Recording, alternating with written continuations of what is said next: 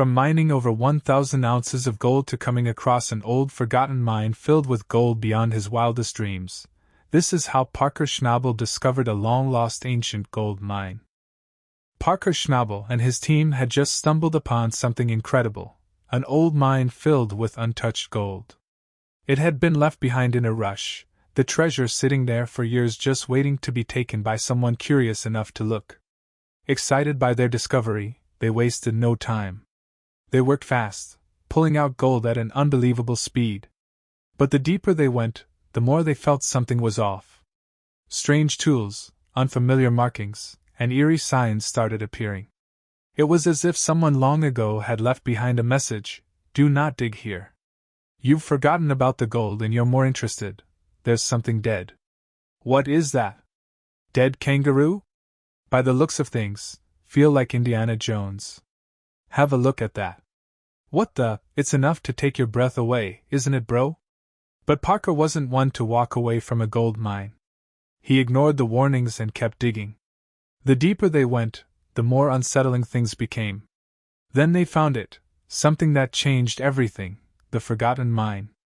At first glance, the mine seemed like the ultimate jackpot. Thick veins of gold lined the rock walls, shining even in the dim light. There were no signs of old-school mining tools, no mercury contamination, just pure raw gold waiting to be taken. Parker claimed every last bit without hesitation. But gold always comes at a price. What they uncovered wasn't just treasure, it was a mystery wrapped in danger. It reminded Parker of a story his grandfather once told him. One day, his grandpa had an unbelievable gold haul, 42 ounces in a single day. But 4 hours later, everything changed. As the dust settled, a strange sound rose from the ground. It wasn't just a mine, it was something much more. Parker's team had no permafrost, no million-dollar machines burning fuel, just them, the mine, and a growing sense of unease. They thought they were just digging for gold. Instead, they had uncovered something that was never meant to be found. Wait, there's more. Unlike other mining operations they had been through, this one was just simple, efficient digging with rewards. In just a few hours, they had pulled over 100 g of gold. It felt almost like stealing from history itself, and something about it felt off. The more they dug, the more questions arose. Who had left this mine behind? And why had no one ever come back, if it was as good as it seemed? Then, just as they reached what should have been the most lucrative part, they found something they weren't prepared for, evidence that they weren't the first to uncover these riches. And those who came before had left in a hurry. While things were looking good for Parker, the same could not be said for everyone. Another miner in the area had been working tirelessly, desperate to hit the bedrock. He had poured everything he had into a single hole, a hole that kept swallowing money faster than it gave back gold. It was a high-stakes gamble, the kind Parker knew all too well. He watched closely, knowing how easily fortunes could flip from riches to ruin. But here's the kicker: when Parker's team went to clear the site, they realized this wasn't just an abandoned mine. It was a time capsule frozen in history. The rock formations didn't match modern geological maps. On top of that, the tools they found were too advanced for the time period. And something had been left behind, something more valuable than gold. If they could pull 5 or 6 kilos of gold in one haul, they'd be set. But this was never just about the money. It was about the chase, the thrill of knowing something massive was just within reach. Further downstream, men spent millions trying to strike gold, scooping dirt off the river banks like it was easy. But every scoop was either a step toward fortune or a reminder of how quickly things could go wrong. "I've got some bad news for you. We're not done mining. We need to keep working. We need to stay and find some more gold." "Is there an issue with that? I understand you wanted to get as much gold as you can get. I understand that. But everybody's wore out. I think our backs have been broken." Parker had been in tight spots before, but this mine had a strange energy. It whispered of past miners who had tried and failed. Yet despite the warnings, Parker's instincts told him to keep going. To him and his team, this felt like the ideal gold mine they had wanted all along. Since they were not sure why anyone would leave such a rich place in a hurry, the best thing they could do was mine the most as they figured out the rest. However, the ground became more unstable the deeper they dug. And then they realized something had been waiting beneath the surface for centuries, a big win. And then they hit bedrock, the final layer before either striking it rich or walking away empty-handed. And there it was, gold. More than they had expected. More than anyone in the area had found in decades. But the real discovery wasn't just the gold, it was what they found alongside it. Artifacts, markings, signs that didn't belong to any known mining operation. Someone had been here before them, long before modern miners had ever set foot on this land. And they had left behind a secret, one Parker wasn't sure he wanted to uncover.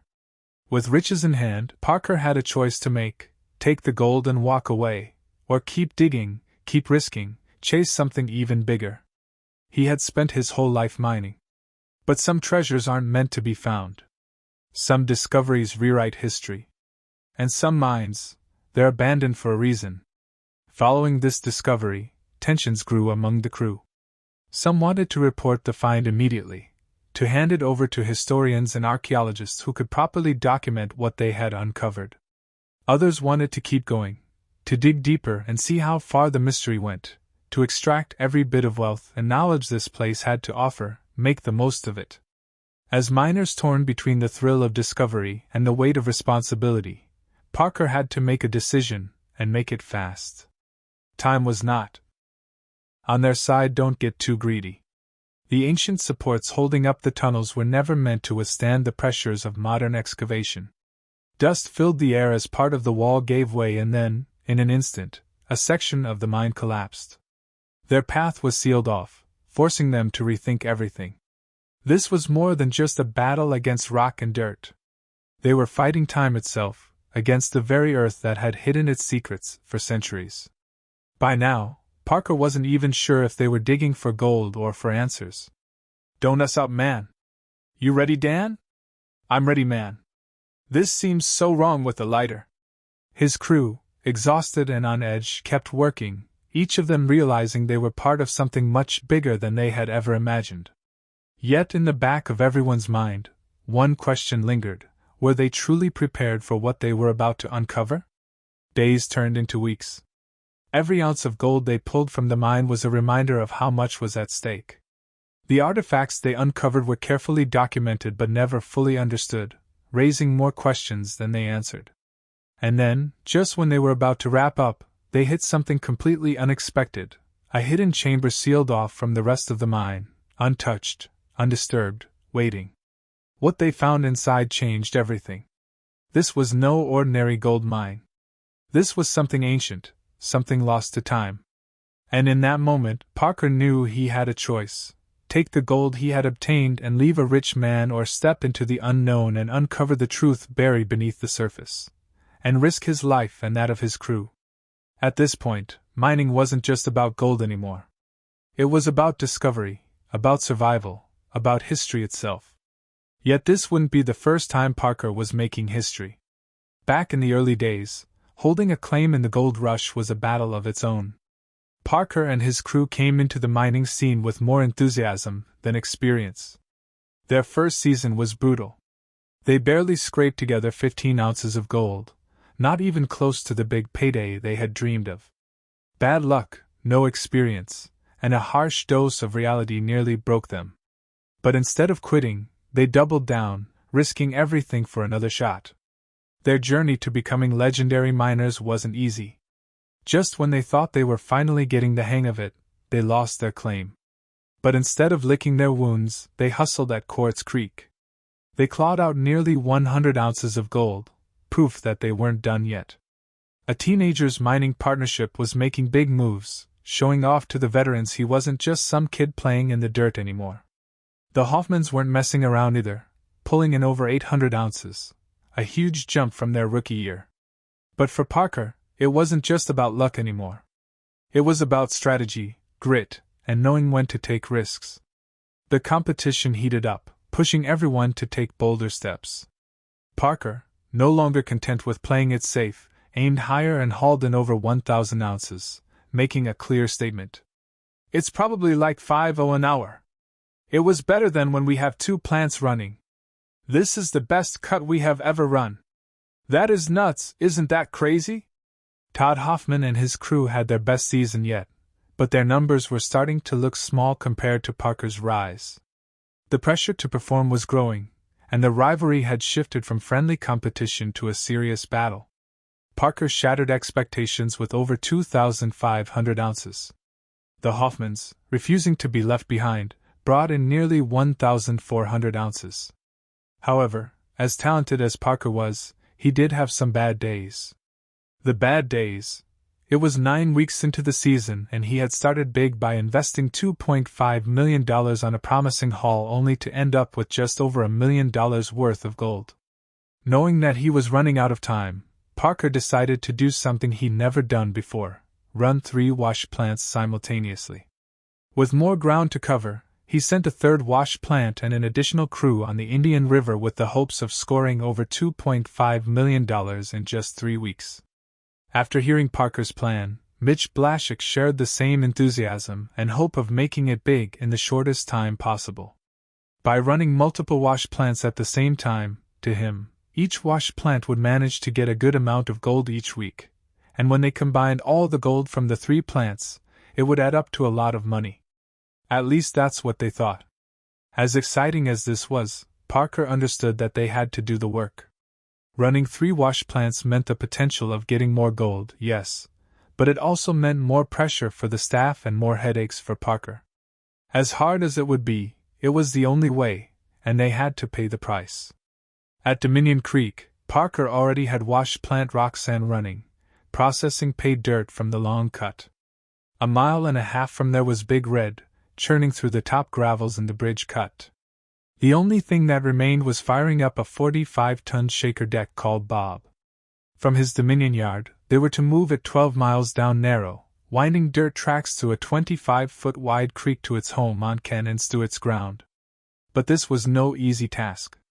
To help transport the wash plant, Tyson Lee brought in his mentor and haulage expert Mike Tupper. The first step was to load the wash plant onto a carrier and balance it properly, since the trip to the destination would be a bumpy one, and this was no easy job. After loading it up, the easiest part was done, and now it was time for the hard part: surviving the harsh route to the destination and getting the wash plant in one piece. Things were going well, and, after crossing a river, the pilot truck was proving to be effective. After arriving at the destination, the plan was simple: set everything up before dark, since they wanted to utilize every minute to sluice as much gold as they could. In this mining industry, a day can mean making millions or losing millions. And so, they began setting it up. The only thing remaining to begin the operation now was a push of a button. With Brandon ready to start feeding paid dirt to the wash plant, Bob was activated and the sluicing began. By now, Parker and his crew had 3 wash plants running. To them, this increased the odds of meeting their 10,000 ounces in that year. And although time was running out, the team did their best and got 3 thermoses of gold, each thermos for each wash plant. After weighing the first thermos from Big Red, the crew obtained 58.85 ounces, worth around $147,000. That was no good for Parker. The next thermos to be weighed was from Roxanne. They had managed to obtain 185.65 ounces, worth $464,000. Lastly, they measured the returns of the new guy, Bob, set up to get Parker's season on track. The wash plant was expected to bring in over 300 ounces per week. However, Bob only managed a quarter of its runtime. To Parker's disappointment, after weighing the gold, they got 58.45 ounces, worth $146,000. These returns really angered Parker, since he was making that much with just 1 wash plant in the previous seasons, from mining over 1,000 ounces of gold to coming across an old forgotten mine filled with gold beyond his wildest dreams. This is how Parker Schnabel discovered a long-lost ancient gold mine.